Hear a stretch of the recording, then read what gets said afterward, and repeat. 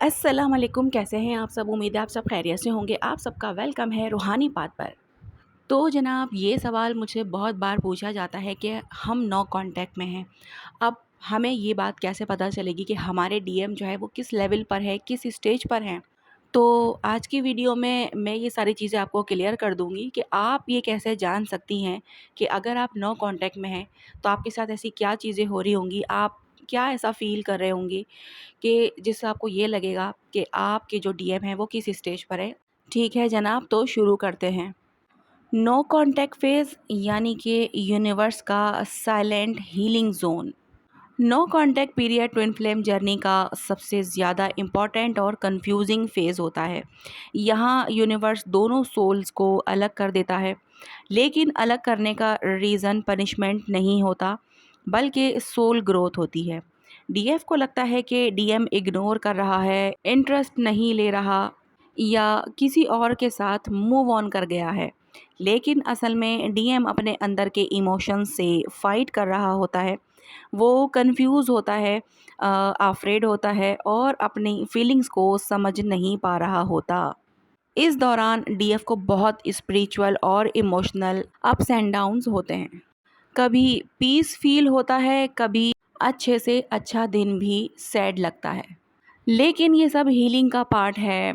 Universe DF को train कर रहा होता है कि वो अपने अंदर बैलेंस सीखे, ताकि वो बिना डीएम के भी कंप्लीट फील करे। जितनी डीएफ अपनी एनर्जी काम और पॉजिटिव रखती हैं, उतना डीएम के अंदर भी हीलिंग फास्ट होती है, क्योंकि उनकी एनर्जी इंटरकनेक्टेड होती है। नो कांटेक्ट का असली पर्पज़ ही यही होता है, साइलेंस के ज़रिए हीलिंग और ग्रोथ।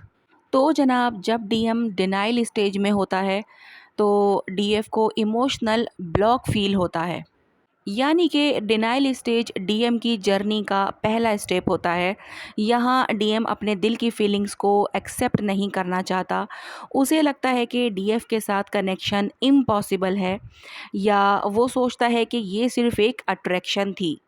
वो इमोशन से भागने लगता है और ख़ुद को कन्विंस करता है कि मैं ठीक हूँ, लेकिन अंदर से वो बेचैन रहता है।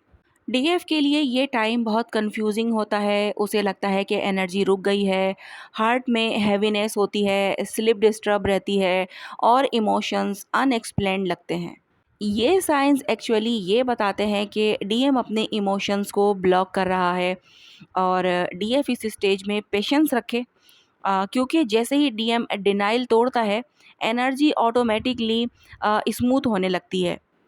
इसके अलावा जब डीएम एंगर और रेजिस्टेंस स्टेज में होता है, तो डीएफ को हैवी एनर्जी लगती है।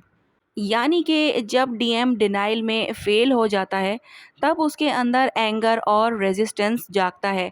वो डीएफ से नाराज़ भी होता है, लेकिन असल में वो खुद से नाराज़ होता है।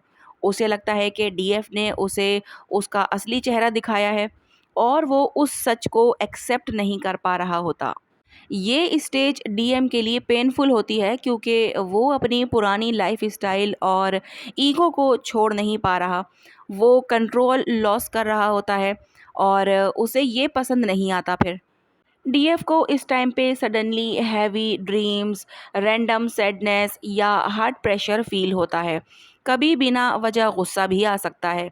ये सब डीएम के अंदर के रेजिस्टेंस का रिफ्लेक्शन होता है। डीएफ अगर मेडिटेशन करे, एफर्मेशन बोले और डिटैचमेंट प्रैक्टिस करे, तो ये हैवी एनर्जी स्लोली लाइट होने लगती है। ये स्टेज टेम्परेरी होती है, लेकिन ज़रूरी भी, क्योंकि एंगर के बाद ही रियलाइजेशन आता है। और जनाब, जब डीएम एडवांस स्टेज में होता है, तो डीएफ को सडन साइलेंस फील होता है। यानी कि इस स्टेज में डीएम इमोशनली नंब हो जाता है। वो अपनी फीलिंग से भागता है, काम में बिज़ी होता है, फ्रेंड्स के साथ टाइम गुजारता है, या सोशल मीडिया पे ज़्यादा एक्टिव हो जाता है। लेकिन ये सब डिस्ट्रैक्शन होते हैं। उसके अंदर एक एम्प्टी फीलिंग होती है, लेकिन वो इसको समझ नहीं पाता। डीएफ के लिए ये फेज़ इमोशनली ड्रेनिंग होता है। उसे लगता है कि सब कनेक्शन ख़त्म हो गया है, एनर्जी बिल्कुल साइलेंट हो गई है, ड्रीम्स कम हो जाते हैं और टेलीपैथी वीक लगती है। लेकिन ये साइलेंस यूनिवर्स का रेस्ट मूड होता है। यानी कि दोनों सोल्स को स्पेस चाहिए होती है अपनी फ्रीक्वेंसी अलाइन करने के लिए। डीएफ अगर अपनी सेल्फ लव रूटीन फॉलो करे तो उसका वाइब्रेशन स्टेबल हो जाता है और डीएम भी एनर्जेटिक पुल फील करता है। और जब डीएम रियलाइजेशन में आता है तो डीएफ को सडन एनर्जी शिफ्ट महसूस होती है। यानी कि एक टाइम ऐसा आता है जब डीएम अपने इमोशंस और पास्ट एक्शन के बारे में सोचता है। उसे गिल्ट और रिग्रेट फील होता है। वो समझता है कि डीएफ ने कभी उसे हर्ट नहीं किया, बल्कि वो खुद अपने फियर्स की वजह से भाग गया था। ये रियलाइजेशन फेज साइलेंट होता है, डीएम कुछ कह नहीं रहा होता और लेकिन उसका हार्ट डीएफ की एनर्जी को याद कर रहा होता है। तो डीएफ को इस फेज़ में सडन इमोशनल वेव्स फील होती हैं, कभी दिल में अचानक वार्मथ या अच्छे मेमोरीज फ्लैश होती हैं और कभी टीयर्स आ जाते हैं बिना किसी रीज़न के। ये सब डीएम के रियलाइजेशन की एनर्जी सिग्नल्स होते हैं। वो अपने दिल के थ्रू डीएफ को याद कर रहे होते हैं। इसके अलावा जब डीएम हीलिंग स्टार्ट करते हैं तो डीएफ को कामनेस और बैलेंस फील होता है। रियलाइजेशन के बाद डीएम अपनी हीलिंग जर्नी स्टार्ट करते हैं। वो अपने इनर वुंड्स को फेस करना सीखते हैं। शायद उसके पास्ट में रिजेक्शन या फिर किसी के छोड़ जाने का डर या फिर कोई ट्रस्ट इशू था, अब वो उन्हें रिलीज़ करना स्टार्ट करते हैं। डीएफ के लिए ये फेज़ बहुत पीसफुल होता है। वो फील करती है कि उसका दिल हल्का लग रहा है और डीएम के थॉट्स अब पेनफुल नहीं लगते और ड्रीम्स लविंग और वार्म हो जाते हैं। टेलीपैथी सॉफ्ट और पॉजिटिव लगती है। ये साइंस होते हैं कि डीएम अब हील कर रहा है और यूनिवर्स दोनों सोल्स को एक काम वाइब्रेशन में ला रहा होता है। डीएफ अगर ग्रेटिट्यूड और फॉरगिवनेस प्रैक्टिस करे तो हीलिंग प्रोसेस और भी ज़्यादा तेज़ हो जाता है। तो जनाब, जब डीएम स्पिरिचुअली अवेकन होता है तो डीएफ को एनर्जी कनेक्शन क्लियरली फील होता है। यानी कि अब डीएम स्पिरिचुअली ओपन हो रहा होता है। उसे समझ आता है कि डीएफ के साथ कनेक्शन सिर्फ इमोशनल नहीं बल्कि डिवाइन है। वो साइंस नोटिस करना स्टार्ट करता है, जैसे कि 1111, 222 या फिर कोई सॉन्ग्स जो डीएफ की याद दिलाते हैं। उसके ड्रीम्स में डीएफ आने लगती है और वो खुद भी फील करता है कि मुझे अब ये सब क्यों फील हो रहा है। डीएफ इस फेज में स्ट्रॉन्ग एनर्जी पुल फील करती है। कभी बिना रीज़न के हार्ट में वाइब्रेशन या फिर एनर्जी सर्ज फील होती है। ये इंडिकेशन होता है कि डीएम का हायर सेल्फ अवेकन हो रहा है। दोनों सोल्स का टेलीपैथिक बॉन्ड अब क्लियर और स्ट्रॉन्गर हो जाता है। इसके अलावा जब डीएम कार्मिक लेसन्स कंप्लीट करता है तो डीएफ को सडन लाइटनेस फील होती है। डीएम को अपने कार्मिक साइकिल्स कंप्लीट करने पड़ते हैं, जैसे कि टॉक्सिक रिलेशनशिप्स, फैमिली ब्लॉक्स या फिर इनर फियर्स। ये लेसन्स पेनफुल होते हैं लेकिन इनके थ्रू ही वो स्पिरिचुअली ग्रो करता है।